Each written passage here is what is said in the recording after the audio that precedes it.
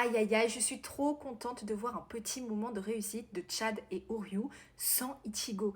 Déjà, Ichigo va falloir qu'il apprenne à faire confiance à ses potes. Comment ça, il veut les laisser de côté alors qu'il les a emmenés avec... Enfin alors, d'accord, c'est à la base, il voulait y aller seul. Mais bon, finalement, ils sont trois, non, pour cette mission. Donc, c'est pas toujours à lui de régler les problèmes. Il faut qu'il fasse confiance à ses potes. Par contre, même si je suis contente d'avoir vu Chad et Oryu se battre et gagner leur combat, j'ose espérer qu'ils vont être utiles même quand ils affronteront les espadas. Et qu'ils vont pas juste se taper le menu fretin au début, puis ensuite, hop, on parlera plus d'eux.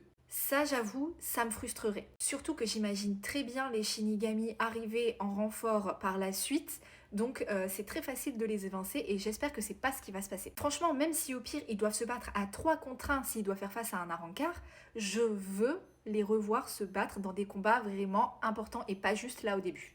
C'est tout. Par contre, vu à quel point cet arc est long, j'espère qu'on va pas mettre 10 ans avant de voir Ichigo arriver face à Aizen. Et je me demande en fait ce qui va se passer. Je me demande comment ça peut évoluer de manière intéressante alors que l'arc est si long. Parce que si il s'avère que les Shinigami interviennent vraiment, je pense que ça ne va pas non plus trop tarder quoi. Si 10-15 épisodes max. Par contre, je vous jure, ça m'a trop tué quand Aizen il a dit bon ben on est attaqué mais écoutez on va prendre le thé. Cette nonchalance, je vous jure. Et on dirait tellement qu'il gère un centre aéré à chaque fois que Grimjo et Tozen se disputent, se chamaillent là, pour savoir s'il faut tuer Ichigo ou pas tuer Ichigo. Aïe aïe aïe.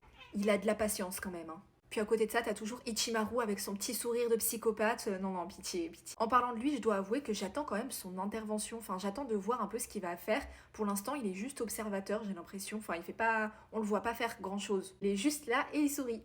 Et puis à la fin de l'épisode 145, il y a une petite gamine là qui a l'air de se faire, je sais pas trop, attaquer. Non, pas attaquer par un... En tout cas, qui émerge du sable avec une créature. Je la sens pas.